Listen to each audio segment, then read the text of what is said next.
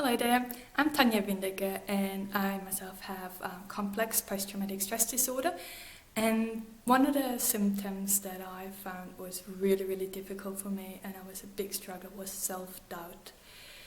That is just something that trauma, especially interpersonal trauma, so your early childhood, had all these people telling you all these demeaning things about you, diminishing your self-worth, really hurting you, trying to break you.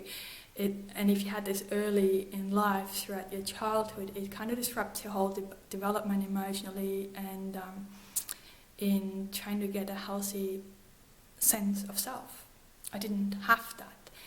All I tried to do was fit in, tried not to be noticed, because I had this feeling that if I fitted in, then people somehow accepted me, and that gave me some sense of security, that I'm going to be safe as long as I fit in. That was kind of my belief. So I didn't really know what I liked myself. I just tried to fit in. So I liked the music they liked, I liked the colours or the clothes that they liked, these people liked. So I wasn't being true to myself, but I couldn't help it because I didn't actually know what I liked. I had no idea. I had never been able to develop that because of all this trauma that I had, and which is totally understandable. And I'm sure you guys can relate to it. I've talked to so many people who struggle with the very same thing, and especially when you're going through the teenage years, it becomes really difficult.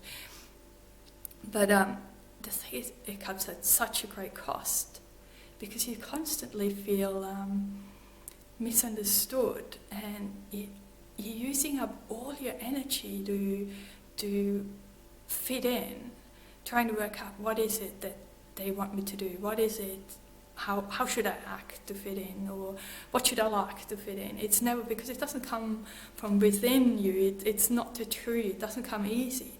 So you actually have to use up a lot of energy to constantly think about what you need to do, and it becomes really complicated, and it becomes a mess, really.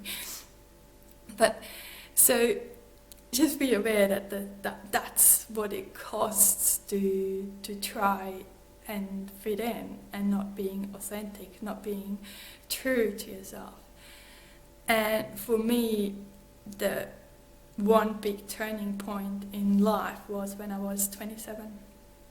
So all this time I had, through high school, I wanted to go to university, and I remember that back then teachers told me I just didn't have what it takes to go to university. But then when I was 27, I said it again, and I said it to friends and stuff that I wanted to go to university. And I remember my partner back then said, "Oh, this would be like me doing another degree." And I was just like so hurt, because here is even the person that I love doesn't believe that I have what it takes to go to university.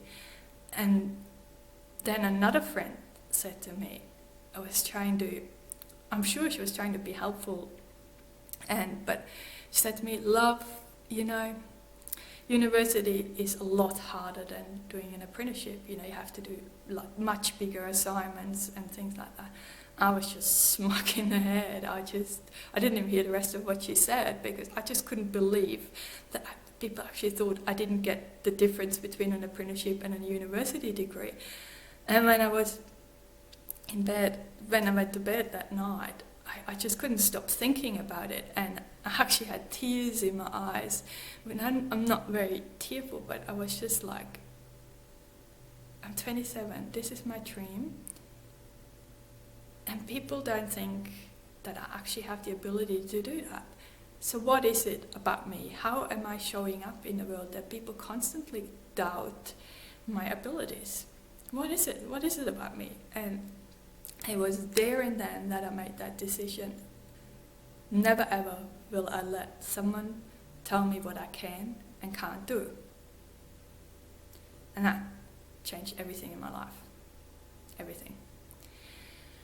It was not an easy road after that. It was really hard work, because at that point, that was when I started therapy. I got my diagnosis with complex post-traumatic stress disorder. But that was a time of change for me. That was a time when I actively started reclaiming my life. You know, all this self-doubt and stuff belongs in the past with the trauma. Belongs with those people who were trying to diminish me, trying to destroy me. It's there. But now I'm 27 and I started really working. I read every self-help book you could find on self-development, on post-traumatic stress disorder. Sorry. I just had a cold, so I'm losing my voice. So I was actively working with I had a psychiatrist, and I still remember I had tables I made where I've written down all the activities that I did in a day, and then in another column I've written down how these activities make me feel. You know, were they really engaging for me? Was I bored? Did I love it? Did I really enjoy it? Did I have fun doing it? Or did I really dislike it? So that was an experience in itself, because I've never done that. I've never really thought about anything that I did, whether I truly liked it. I never thought of that before. So that was a big step, just to create that awareness, what I actually liked and didn't like, and I gave things ratings, and that helped me to decide on what I want to focus more on. You know, the things that I want to spend more time on, the things that I actually enjoy doing. And I dropped the things that I didn't really enjoy. I dropped them out because I realized I just did them to fit in, you know, to be accepted. That wasn't really my true self. It was, gosh, it was such hard work. And I'm 41 now, so this is 10 years later, or more than 10 years later. I never thought that I could feel the way that I do today. It's just indescribable, really.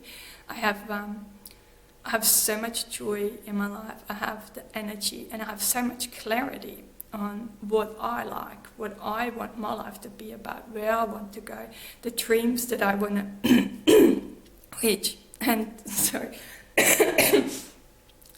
and I can't tell it was worth every spreadsheet that I filled out, even though at the time it was so frustrating at times. It's like, oh, why does it have to be so hard? And I had so many fallbacks. I had so many, you know, it was not an easy road, but I just can't encourage you enough to work through it, find your true self, because only when you do things that are really meaningful for you, that you truly enjoy and can be passionate about, that's when you find that whole zest in life again, and you find, you know, life enjoyable again.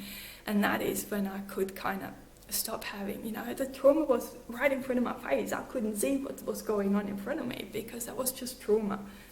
That was right there in front of me. And since I learned to find things that are really meaningful to me, I could focus on this. And now actually the trauma, it is still there. It's with me. It's in, you know, there's this tattooed in my head. It's never going to go away, but it's in the back. It's not closing off my vision into the future. It's not stopping me from reaching my dreams anymore. And I just hope, I could only wish that you have that same experience and find your true self and have the joy in life and have a meaningful life. And yeah, and that's just my wish for you. Okay, bye for now.